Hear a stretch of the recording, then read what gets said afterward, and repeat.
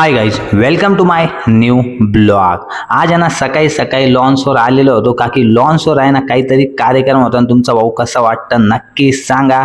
आणि गाड्या वगैरे खूप काही लागलेल्या होत्या का की काहीतरी कार्यक्रम आहे. आणि नंतर समजलं की साखरपुडा होता. त्याच्यानंतर आपण निघालो हॉटेलकडे, तुम्ही बघू शकता.